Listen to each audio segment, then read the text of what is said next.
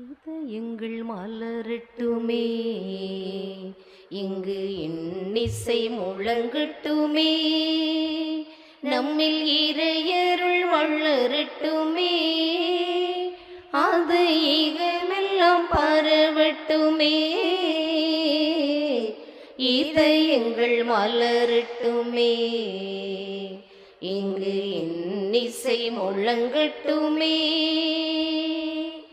அண்ணலே இங்கு நம்மை அழைத்தாரியம், மண்ணிலே பொங்கும் வாழ்வெளித்தார். அண்ணலே இங்கு நம்மை அழைத்தாரியம், மண்ணிலே பொங்கும் வாழ்வெளித்தார். வரையில்லா வரங்களை நமக்களித்தார், வரையில்லா வரங்களை நமக்களித்தாத்தன் கரையில்லா கருணையால் நம்மை மீட்டார். இதயங்கள் மலரட்டுமே, இங்கு இன்னிசை முழங்கட்டுமே, நம்மில் இறையருள் வளரட்டுமே, அது ஈகமெல்லாம் பரவட்டுமே. இதயங்கள் மலரட்டுமே, இங்கு இன்னிசை முழங்கட்டுமே. தந்தை மகன் தூயாவியார் பெயராலே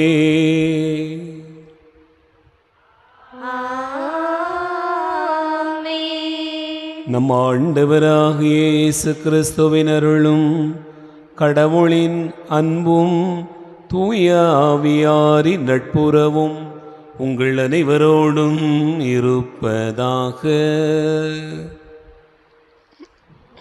ஆன்மாவோடும் இருப்பதாக. ஆண்டவர் இயேசு கிறிஸ்துவில் அன்பு நிறைந்த சகோதர சகோதரிகளே, இறைவன் நமக்கு இந்த புதிய நாளை தந்திருக்கிறார். இந்த இனிய நாளுக்காக நாம் ஆண்டவருக்கு நன்றி கூறுவோம்.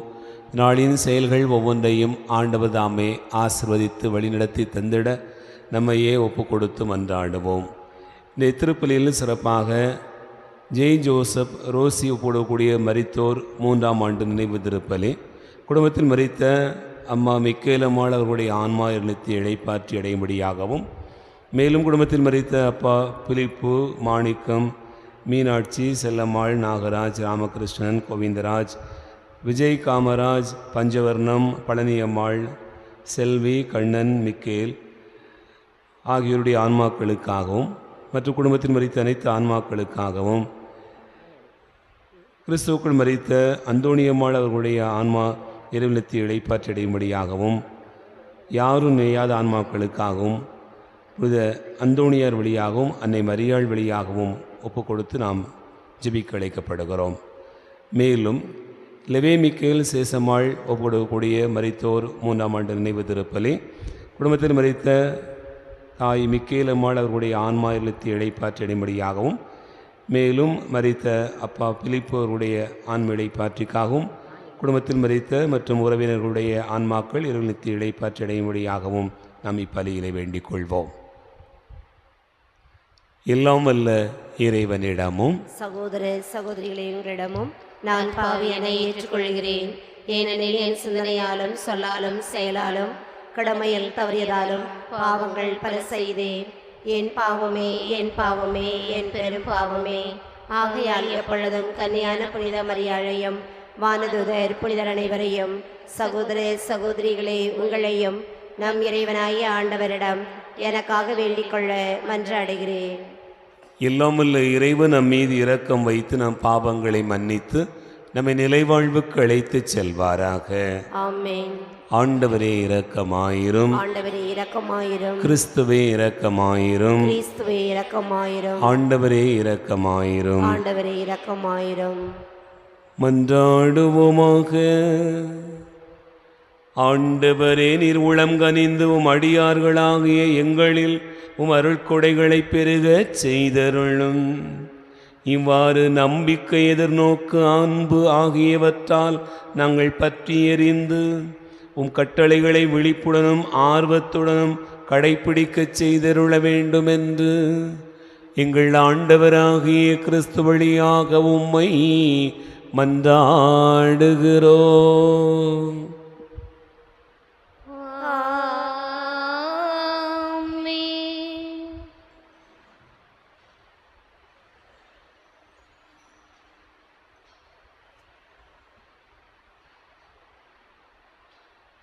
முதல் வாசகம். என் பெயர் விளங்கும் இந்த கோவில் உங்கள் பார்வையில் கள்வரின் குகையாகிவிட்டதோ.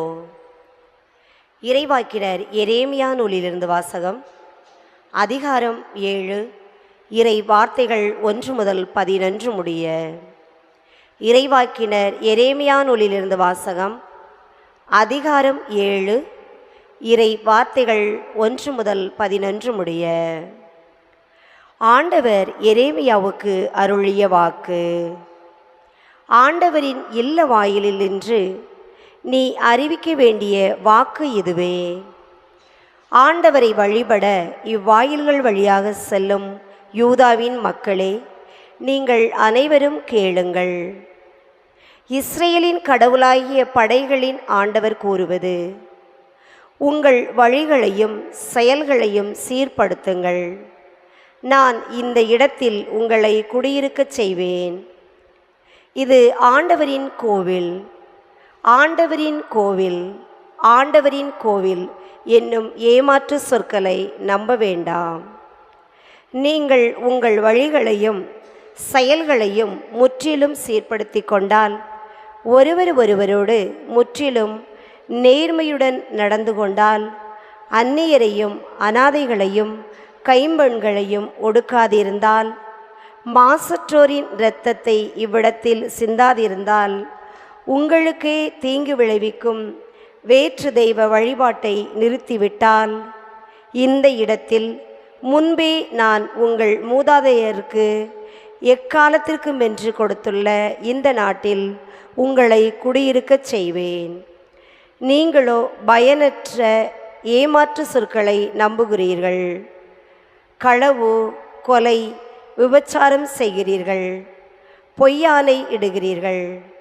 பாகாலுக்கு தூபம் காட்டுகிறீர்கள். நீங்கள் அறியாத வேற்று தெய்வங்களை வழிபடுகிறீர்கள். ஆயினும் என் பெயர் விளங்கும் இந்த கோவிலில் வந்து என் முன் நின்று கொண்டு நாங்கள் பாதுகாப்பாய் உள்ளோம் என்கிறீர்கள். அருவருப்பான இவற்றை செய்யவா இந்த பாதுகாப்பு? என் பெயர் விளங்கும் இந்த கோவில் உங்கள் பார்வையில் கள்வரின் குகையாகிவிட்டதோ. நானும் பார்த்து கொண்டுதான் இருக்கிறேன் என்கிறார் ஆண்டவர். இது ஆண்டவர் வழங்கும் அருள்வாக்கு. பதிலுரை பாடல். திருப்பாடல் 84. ஆண்டவரே, உமது உறைவிடம் எத்துணை அருமையானது. ஆண்டவரே, உமது உறைவிடம் எத்துணை அருமையானது. என் ஆன்மா ஆண்டவரின் கோவில் முற்றங்களுக்காக ஏங்கி தவிக்கின்றது. என் உள்ளமும் உடலும் என்றுமுள்ள இறைவனை மகிழ்ச்சியுடன் பாடுகின்றது. பல்லவி. ஆண்டவரே, உமது உறைவிடம் எத்துணை அருமையானது. படைகளின் ஆண்டவரே, என் அரசரே, என் கடவுளே, உமது பீடங்களில் அடைக்கலான் குருவிக்கு வீடு கிடைத்துள்ளது. தங்கள் குஞ்சுகளை வைத்திருப்பதற்கு சிட்டுக்குருவிகளுக்கு கூடும் கிடைத்துள்ளது. பல்லவி. ஆண்டவரே, உமது உறைவிடம் எத்துணை அருமையானது. உமது இல்லத்தில் தங்கியிருப்போர் நற்பேறு பெற்றோர். அவர்கள் எந்நாளும் உம்மை புகழ்ந்து கொண்டே இருப்பார்கள். உம்மிடமிருந்து வலிமை பெற்ற மானிடர் பேறு பெற்றோர். அவர்கள் நடந்து செல்கையில் மேலும் மேலும் வலிமை பெறுகின்றார்கள். பல்லவி. ஆண்டவரே, உமது உறைவிடம் எத்துணை அருமையானது. வேற்றிடங்களில் வாழும் 1000 நாட்களினும் உம் கோவில் முற்றங்களில் தங்கும் ஒரு நாளே மேலானது. பொல்லாரின் கூடாரங்களில் குடியிருப்பதினும் என் கடவுளது இல்லத்தின் வாயிற்காவலனாய் இருப்பதே இனிமையானது. பல்லவி. ஆண்டவரே, உமது உறைவிடம் எத்துணை அருமையானது. ஆண்டவரே, உமது உறைவிடம் எத்துணை அருமையானது.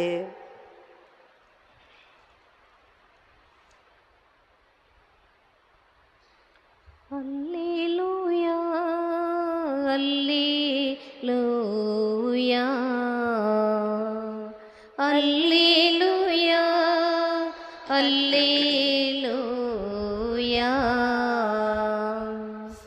உங்கள் உள்ளத்தில் ஊன்றப்பட்ட வார்த்தையை பணிவோடு ஏற்றுக்கொள்ளுங்கள். அதுவே உங்களை மீட்க வல்லது. அல்லேலூயா, அல்லேலூயா, அல்லேலூயா. ஆண்டவர் உங்களோடு இருப்பாராக. உம் ஆன்மாவோடும் இருப்பாராக. தூய மத்தேயு எழுதிய நற்செய்தியிலிருந்து வாசகம். ஆண்டவரே, மாட்சி உமக்கே. மத்தேயு நற்செய்தி அதிகாரம் 13 இறைவார்த்தைகள் 24 முதல் 30 முடிய. அக்காலத்தில் இயேசு அவர்களுக்கு எடுத்துரைத்த வேறு ஓர் உவமை. விண்ணரசை பின்வரும் நிகழ்ச்சிக்கு ஒப்பிடலாம். ஒருவர் தம் வயலில் நல்ல விதைகளை விதைத்தார். அவருடைய ஆட்கள் தூங்கும்போது அவருடைய பகைவன் வந்து கோதுமைகளுக்கு இடையே களைகளை விதைத்து விட்டு போய்விட்டான். பயிர் வளர்ந்து கதிர்விட்ட போது களைகளும் காணப்பட்டன. நிலக்கிழாருடைய பணியாளர்கள் அவரிடம் வந்து, ஐயா, நீர் உமது வயலில் நல்ல விதைகளை அல்லவா விதைத்தீர், அதில் களைகள் காணப்படுவது எப்படி என்று கேட்டார்கள். அதற்கு அவர், இது பகைவனுடைய வேலை என்றார்.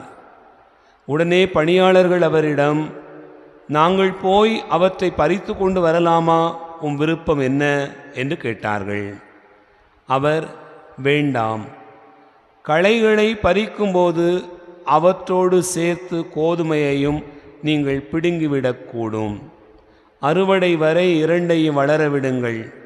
அறுவடை நேரத்தில் அறுவடை செய்வோரிடம், முதலில் களைகளை பறித்து கொண்டு வந்து எரிப்பதற்கென கட்டுகளாக கட்டுங்கள், கோதுமையையோ என் களஞ்சியத்தில் சேர்த்து வையுங்கள் என்று கூறுவேன் என்றார்.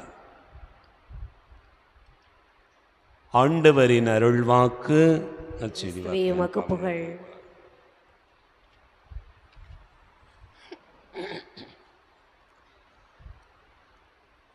ஆண்டவர் இயேசு கிறிஸ்துவில் அன்பு நிறைந்த சகோதரர்களே, சகோதரிகளே, இந்த நாட்களிலே நாம் விதைப்பவன் உவமையை குறித்த செய்திகளை பார்த்து கொண்டே வருகிறோம்.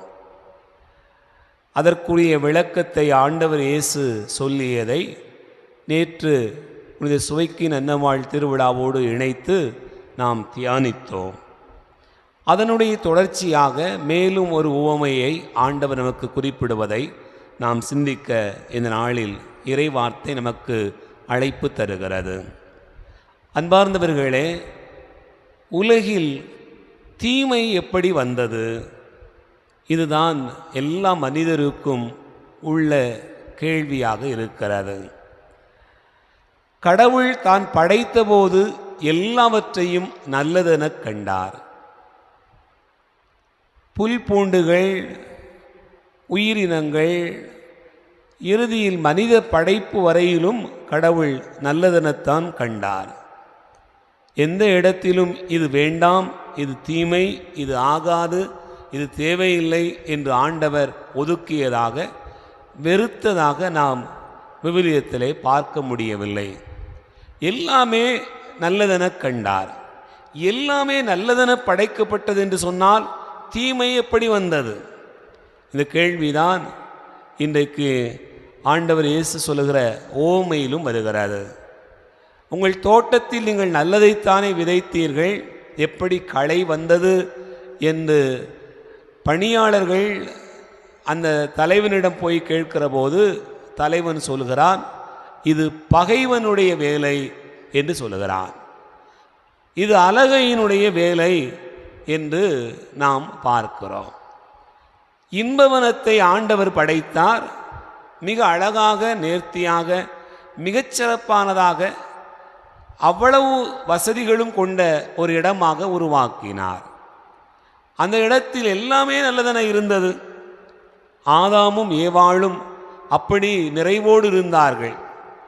ஆனால் அங்கே எப்படி ஆதாமுக்குள்ளும் ஏவாளுக்குள்ளும் பகைவன் வந்து சேர்ந்தான் என்று பார்த்தோம் என்று சொன்னால், அன்பார்ந்தவர்களே, கடவுளுடைய திட்டத்தை மறுத்து அவருடைய விருப்பத்திற்கு மாறாக நடக்கிற இடத்தில் பகைவன் வந்து நுழைந்து விடுகிறான். அதுதான் நாம் அறியக்கூடியதாக பார்க்கலாம். நாம் விழிப்பாக இல்லாத போது பகைவன் வந்து விடுகிறான். இன்றைய நற்செய்தியிலே நாம் வாசிக்க கேட்டோம். மத்தேயு 13வது அதிகாரம் 25வது வசனம் சொல்லுகிறது, அவனுடைய ஆட்கள் தூங்கும்போது அவனுடைய பகைவன் வந்து கோதுமைகளுக்கிடையே களைகளை விதைத்துவிட்டு போய்விட்டான். அப்படி என்று சொன்னால் தூங்குதல் அப்படிங்க சொல்வது விழிப்பாக இல்லாத போது என்று பொருள்படுகிறது. ஆதாமும் ஏவாளும் விழிப்பாய் இல்லாததால் சாத்தான் நுழைந்தான். நம்முடைய பிள்ளைகளுக்குள்ளாக எப்போது சாத்தான் நுழைகிறான்? அன்பார்ந்தவர்களே, பிறக்கிற எல்லா குழந்தைகளையும் அப்படி பேணி வளர்க்கிறோமே, மிகச் சிறப்பாக எல்லாவற்றையும் கொடுக்கிறோமே, எந்த குறையும் இல்லாமல் பார்த்து கொள்ளுகிறோமே. ஆனாலும் நம் பிள்ளைகள் நம் சொல்லை கேட்கவில்லையே. என்ன காரணம்? எவ்வளவுதான் அன்பு செய்தாலும் கூட நம்முடைய பிள்ளைகள் நம்மை விட்டு பிரிந்து போய் விடுகிறார்களே, நம் சொல் கேட்டு நடக்காமல் இருக்கிறார்களே. இது யாருடைய வேலை? நினைத்து பார்த்தோம் என்று சொன்னால் பகைவனுடைய வேலைதான். நாம் ஒவ்வொரு முறையும் நம்மை பாதுகாத்து கொண்டே இருக்க வேண்டியிருக்கிறது. ஒவ்வொரு முறையும் நாம் நம்மையே சரி செய்து கொண்டே இருக்க வேண்டியிருக்கிறது. நீங்கள் நினைத்து பாருங்கள், ஒரு வீட்டு முற்றத்திலே ஒரு அழகான பூவரச மரம் இருக்கிறது. நல்ல நிழல் தருகிறது, சூப்பராக இருக்கிறது. அந்த நிழலிலே நீங்கள் மதிய பொழுதில் அமர்ந்திருக்கிற போது இனிமையான காற்று வருகிறது. ஆனால் என்ன நடக்கிறது? திடீரென்று அவ்வப்போது அது இலைகளை உதிர்த்து கொண்டே இருக்கிறது. நல்ல நிழல் தருகிற மரம் என்று சொல்லிக்கொண்டு அது இலைகளை உதிர்த்தது என்று சொன்னால் அதை அள்ளி போடாமல் இருந்தால் என்ன நடக்கும்? குப்பைகள் சேர்ந்து விடுகிறது. அதை சரி செய்தால்தான் அந்த இடத்திலே அமர முடியும். அதுபோலதான் கடவுளுடைய கொடையாக நமக்கு கொடுக்கப்பட்டிருக்கக்கூடிய பிள்ளைகள் குப்பைகளாக மாறுகிறார்கள் என்று சொன்னால் அதை அவ்வப்போது தூய்மைப்படுத்தி கொண்டே இருக்க வேண்டும். பகைவன் அப்படித்தான் செய்வான். ஒவ்வொரு நிலையிலும் வருவான். நம்முடைய எண்ணங்களில் வருவான், நம்முடைய செயல்பாடுகளில் வருவான், பல்வேறு வடிவங்களை எடுப்பான். ஊடகமாக இருக்கலாம், மனிதர்களாக இருக்கலாம், பல்வேறு வகைகளிலே பேசுகிற மனிதர்களாக இருக்கலாம். எந்த வடிவத்திலும் நம்முடைய உள்ளத்தில் எந்த வயதிலும் ஒரு மனிதன் உள்ளே நுழைந்து விட முடியும். எந்த வடிவத்திலும் எந்த வயதிலும் நம்முடைய சிந்தனைகளை மாற்றிவிட முடியும். நாமே நமக்கு பகையாக மாறிவிட முடியும். அப்படித்தான் நாம் விவிலியத்திலே பார்க்கிறோம். இது பகைவனுடைய வேலை என்று சொன்னால் நீங்கள் எச்சரிக்கையாக இருக்க வேண்டும் என்பதுதான் ஆண்டவர் கொடுக்கக்கூடிய அழைப்பு. விவிலியத்திலே நாம் பார்க்கிறோம், ஒருத்தர் வீட்டை நல்லா சுத்தம் பண்ணி கிளீன் பண்ணி அப்படி போட்டு வச்சிருந்தார். அந்த வீட்டில் இருக்கக்கூடிய எல்லா பேயும் போயிடுச்சு. ஆனால் திரும்ப அது போய் 7 பேயை கூட்டிகிட்டு வந்தது என்று விவிலியத்திலே பார்க்கிறோம். ஏன் அப்படி சொல்லப்பட்டது? நல்ல சுத்தம் பண்ணப்பட்டிருக்கக்கூடிய வீட்டில் எப்படி உள்ள வரலாம்? அழுக்கு, தூய்மைப்படுத்தலை எல்லாமே இருக்குது அப்படின்னு சொன்னால் பேய் வந்து குடியிருக்கலாம். நல்லத்தானே இருக்குது, பிள்ளை நல்லத்தானே கோயிலுக்கு போகுது, நல்லத்தானே பைபிளை தூக்கிட்டு போகிறா வாரா, எல்லாம் செய்யத்தானே செய்கிறாங்க. ஆனால் தீமையான எண்ணம், பகையான எண்ணம், வெறுப்புக்குரிய எண்ணம் ஒரு மனிதனுடைய உள்ளத்தில் எப்படி வந்து சேருகிறது? அன்புக்குரியவர்களே, மிக கவனமாக நம்மை பாதுகாத்து கொள்ளவில்லை என்று சொன்னால் எவ்வளவுதான் உயர்ந்த இடத்தில் வாழ்ந்தாலும், எவ்வளவுதான் வசதியாக இருந்தாலும், எவ்வளவுதான் நிறைவாக இருந்தாலும், எவ்வளவுதான் சம்பாதித்து கொண்டிருந்தாலும் கூட ஒரு மனிதனுடைய உள்ளத்தில் தீமை வந்துவிட முடியும். அப்படி என்றால் என்ன பொருள்? ஒவ்வொரு முறையும் நம்மை பாதுகாத்து கொண்டே பயணிக்க வேண்டும். இல்லை என்று சொன்னால் களைகள் வளரும், உள்ளத்தில் பெருகும், கொஞ்சம் கொஞ்சமாக கூடிக்கொண்டிருக்கும். ஆண்டவர் விட்டு வைப்பார். எதற்காக? கொஞ்ச நாள் பொறுக்கட்டும், சரியாகட்டும் பொறுத்து கொண்டே இருக்கிறார். இதை முதல் வாசகத்தில் வாசிக்க கேட்டோம். எரேமியா இறைவாக்கினர் சொல்லுகிறார், நானும் பார்த்து கொண்டு தான் இருக்கிறேன் என்று ஆண்டவர் சொல்கிறாராம். பார்த்துக்கிட்டே இருக்கேன் அப்படி சொல்லுவோம் இல்லையா நம்ம ஊரில்? பார்த்துக்கிட்டே இருக்கேன், டே இந்த வேலையை செய்யாத, டே பார்த்துக்கிட்டே இருக்கேன். அதுதான் உண்மை. அன்புக்குரிய சகோதர சகோதரிகளே, ஆகவே களைகள் நம்முடைய உள்ளத்தில் வளர விடாமல் பார்க்க வேண்டிய பொறுப்பு எல்லாருக்குமே இருக்கிறது. அவரவரை பாதுகாத்து கொள்ள வேண்டிய கடமை ஒவ்வொருவருக்கும் இருக்கிறது. நாம் தீமையான எண்ணங்களுக்கு, பகையான எண்ணங்களுக்கு, வெறுப்பு நிறைந்த செயல்களுக்கு இடம் கொடுக்கிறோம் என்று சொன்னால் அது எந்த இடம், எந்த வயது, எப்படி என்றாலும் ஒரு மனிதனுடைய உள்ளத்தில் பகைவன் வந்து சேருவான். ஆகவே அலகையினுடைய செயல்களுக்கு இடம் கொடாமல் இருந்தோம் என்று சொன்னால், நாம் விழிப்பாக இருந்தோம் என்று சொன்னால், உண்மையிலேயே தீமைகள் நம்மை நெருங்க விடாமல் பாதுகாத்து கொள்ள முடியும் என்பதையே இறைவாக்கு நமக்கு கற்றுத்தருகிறது. சிந்திப்போம். ஆமென்.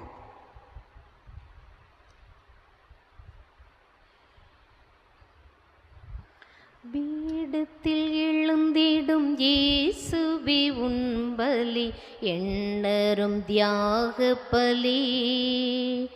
அதில் ஏழை நான் தரும் காணிக்கை என்பது கலந்திடும் நீர்த்துளி. பீடத்தில் எழுந்திடும் இயேசுவே உன் பலி, எண்ணரும் தியாக பலி. அதில் ஏழை நான் தரும் காணிக்கை என்பது கலந்திடும் நீர்த்துளி. ஆபேல் தந்தார் ஆட்டை பலி, தந்தை ஆபிரகாம் தந்தார் மகனை பலி. ஆபேல் தந்தார் ஆட்டை பலி, தந்தை ஆபிரகாம் தந்தார் மகனை பலி. அண்ணலே தந்தாய் உன்னை பலி, அடியேன் தருவேன் என்னை பலி. பீடத்தில் எழுந்திடும் இயேசுவே உன் பலி, எண்ணரும் தியாக பலி. அதில் ஏழை நான் தரும் காணிக்கை என்பது கலந்திடும் நீர்த்துளி. சகோதர சகோதரிகளே, என்னுடையது உங்களுடையதுமான இந்த பலி எல்லாம் வல்ல தந்தையாக இறைவனுக்கு ஏற்றதாகும்படி செபியுங்கள். ஆண்டவர் தமது பெயரின் புகழ்ச்சிக்காகவும் மாட்சிக்காகவும் நமது நன்மைக்காகவும் புனித திரு அவை அனைத்தின் நலனுக்காகவும் மது கையில் இன்றி பலி ஏற்றுக்கொள்வாராக. இறைவா, பழைய ஏற்பாட்டு பல்வேறு பலிகள் உம் திருமகனின் நிறைவான ஒரே பலியில் முழுமை பெறச் செய்தருளினீர். ஆபேலின் காணிக்கைகள் மீது ஆசி வழங்கி புனிதப்படுத்தியது போல முதுமாட்சியின் மேன்மைக்காக இறை பற்றுள்ளவும் அடியார்கள் ஒவ்வொருவரும் செலுத்தும் பலியை ஏற்று அது அனைவரின் மீட்புக்கும் பயன்படச் செய்தருள வேண்டுமென்று எங்கள் ஆண்டவராகிய கிறிஸ்து வழியாக உம்மை மன்றாடுகிறோம்.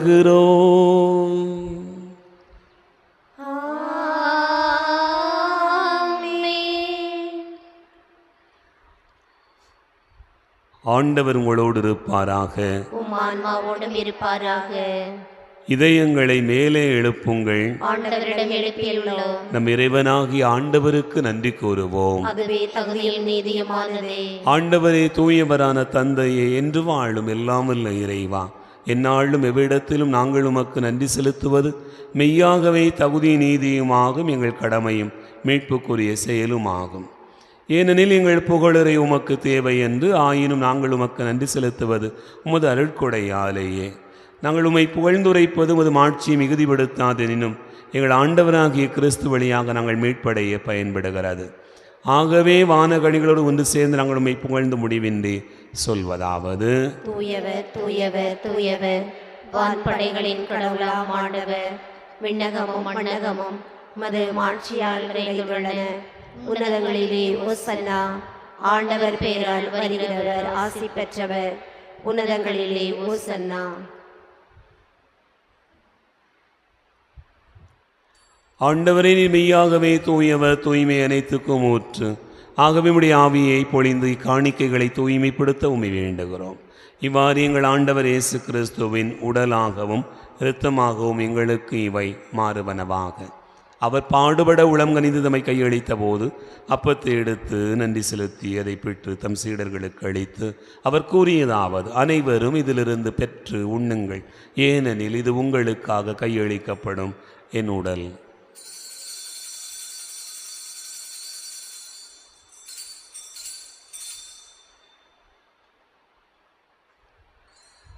அவ்வண்ணமே இரவு விருந்து அருந்திய பின் கிண்ணத்தை எடுத்து மீண்டும் உமக்கு நன்றி கூறி தம் சீடர்களுக்கு அளித்து அவர் கூறியதாவது: அனைவரும் இதிலிருந்து பெற்று பருகுங்கள், ஏனெனில் இது புதிய நிலையான உடன்படிக்கைக்குரிய என் இரத்தத்தின் கிண்ணம். இது பாவ மன்னிப்புக்கென்று உங்களுக்காகவும் பலருக்காகவும் சிந்தப்படும். இதை நினைவாகச் செய்யுங்கள்.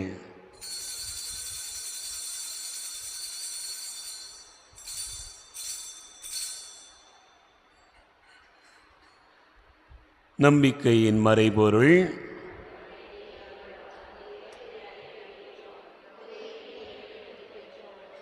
ஆகவே ஆண்டவரை நாங்கள் கிறிஸ்துவின் இறப்பினை உயிர்ப்பினை நினைவு கூர்ந்து வாழ்வு தரும் அப்பத்தையும் மீட்பளிக்கும் கிண்ணத்தையும் உமக்கு ஒப்புக் கொடுக்கிறோம். திருமுனின்று ஊழியம் புரிய தகுந்தவர்களென எங்களை ஏற்றுக்கொண்டீர். எனவே உமக்கு நன்றி செலுத்துகின்றோம். மேலும் கிறிஸ்துவின் உடலிலும் இரத்தத்திலும் பங்கு கொள்ளும் எங்களை தூய ஆவியார் ஒன்று சேர்க்க வேண்டுமென உம்மை தாழ்மையுடன் மன்றாடுகிறோம். ஆண்டவரே, உலகெங்கும் பரவி இருக்கும் ஒரு திரு அவையை நினைவு கூர்ந்தருளும். எங்கள் திருத்தந்தை பிரான்சிஸ், எங்கள் ஆயிரந்தோணி சாமி, எல்லா திருநிலையினர் ஆகிய அனைவரோடும் ஒரு திரு அவை அன்பில் நிறைவு பெறச் செய்தருளும். உயிர்த்தெழும் எதிர்நோக்கோடு துயில் கொள்கிற எங்கள் சகோதர சகோதரிகளையும் இறந்தோர் அனைவரையும் இரக்கத்துடன் நினைவு கூர்ந்து உமது திருமுக ஒளியினுள் ஏற்றருளும். எங்கள் அனைவர் மீதும் இரக்கமாயிரும். கடவுளின் கன்னித்தாயான புனித மரியா, அவருடைய கணவரான புனித யோசே, புனித திருத்தூதர்கள், இவ்வுலகில் உமக்கு உகந்தவராய் இருந்தோர் ஆகிய புனிதர் அனைவருடனும் நாங்கள் நிலைவாழ்வில் பங்கு கொள்ளும் தகுதி பெற்று திருமகன் இயேசு கிறிஸ்து வழியாக உம்மை புகழ்ந்தேத்து மரமருள உம்மை மன்றாடுகிறோம். இவர் வழியாக இவரோடு இவரில் எல்லாம் வல்ல இறைவனாகிய தந்தையே, தூயாவியாரின் ஒன்றிப்பில் எல்லா புகழும் ஆட்சியும் என்றென்றும் உமக்கு உரியதே.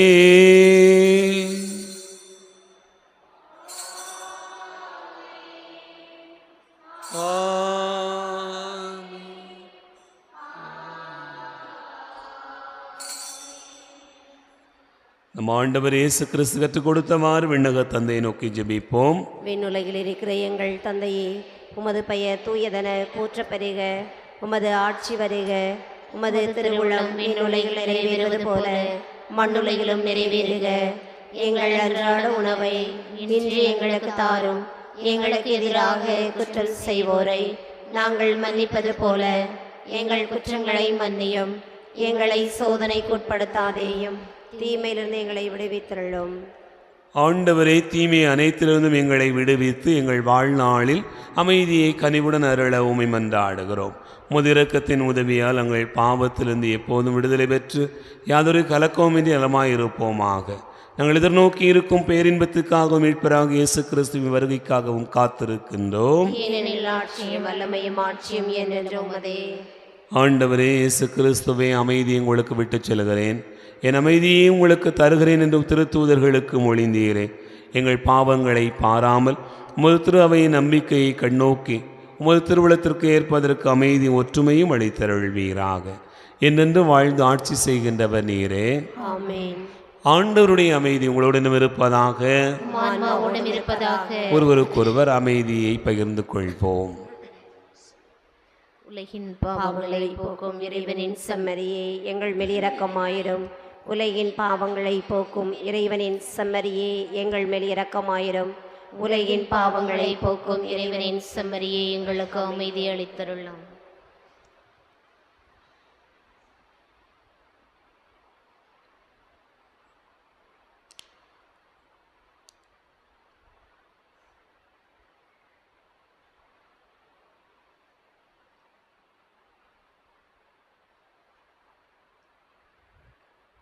இதோ இறைவன் செம்மறி, இதோ உலகின் பாவங்களை போக்குகிறவர். செம்மறியின் விருந்துக்கு அழைக்க பெற்றோர் பேறு பெற்றோர்.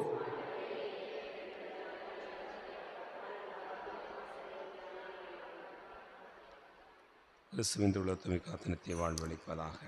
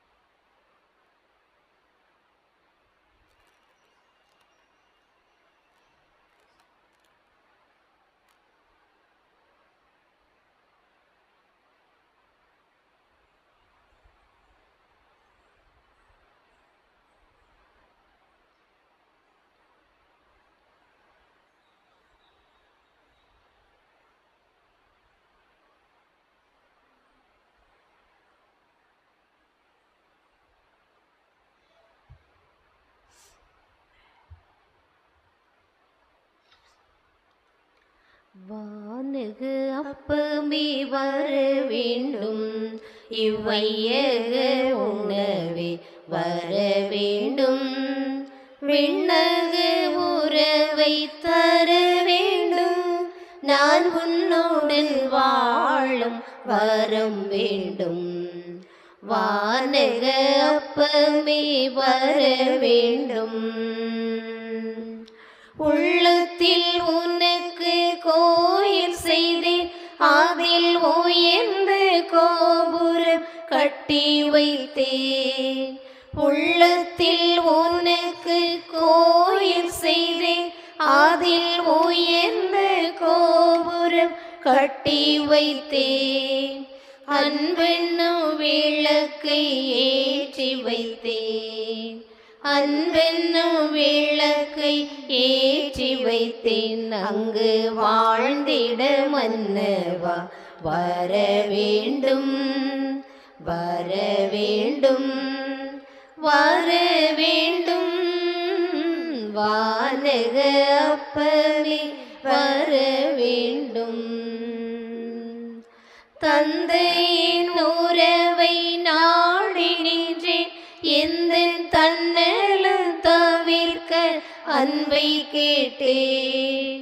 தந்தையின் உறவை நாடி நின்றேன், எந்த தன்னலம் தவிர்க்க அன்பை கேட்டேன். தந்தையின் உறவின் பாலமாக, தந்தையின் உறவின் பாலமாக எந்தன் சொந்தமாயதில் நீ வர வேண்டும், வர வேண்டும், வர வேண்டும். வானக அப்பமே வர வேண்டும், இவ்வையக உணவே வர வேண்டும். கிறிஸ்துவின் பார்ந்த சகோதர சகோதரிகளே, ஏற்கனவே உங்களுக்கு பலமுறை அறிவித்தவாறு இன்று நம்முடைய பள்ளியினுடைய ஆண்டு விழா நடைபெறுகிறது. இன்று மாலை சரியாக 6:30 மணிக்கு விழா நிகழ்வுகள் ஆரம்பமாக இருக்கிறது. ஆகவே இறைமக்கள் திரளாக வருகை தந்து நம்முடைய பிள்ளைகளுடைய கலை நிகழ்ச்சிகளை கண்டு அவர்களை வாழ்த்தவும் பள்ளியினுடைய வளர்ச்சியிலே பங்கெடுக்கவும் உங்கள் அனைவரையும் அன்போடு அழைக்கிறோம். மன்றாடுவோமாக. ஆண்டவரே, விண்ணக மறை நிகழ்வுகளால் நீ நிறைவு செய்த உம் மக்களுடன் கனிவாய் தங்கியிருக்க உம்மை வேண்டுகிறோம். பழைய நிலையிலிருந்து வாழ்வின் புதிய நிலைக்கு நாங்கள் கடந்து செல்லச் செய்ய வேண்டும் என்று எங்கள் ஆண்டவராகிய கிறிஸ்து வழியாக உம்மை மன்றாடுகிறோம்.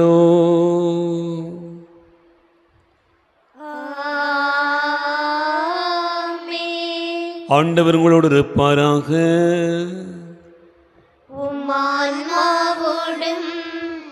இருப்பாராக.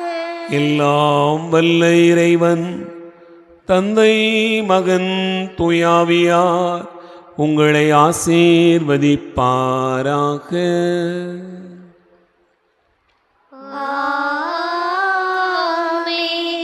சென்று வாழுவோம். திருப்பலி நிறைவேறிற்று. இறைவனுக்கு நன்றி. அழகின் முழுமையே தாயே, அழகையின் தலைவிதி தாயே, உலகினில் ஒளியேற்றிடவே அவலனை எமக்களி தாயே, அழகின் முழுமையே தாயே, அழகையின் தலைமீதி தாயே, உலகினில் ஒளியேற்றிடவே அமலனை எமக்களி தாயே, இருளே சூழ்ந்திடும் போது உதய தாரகை போலே அருளே நிறைந்த மம்மரியே, அருள் வழி காட்டிடுவாயே, அழகின் முழுமையே தாயே, அழகையின் தலைமீதி தாயே,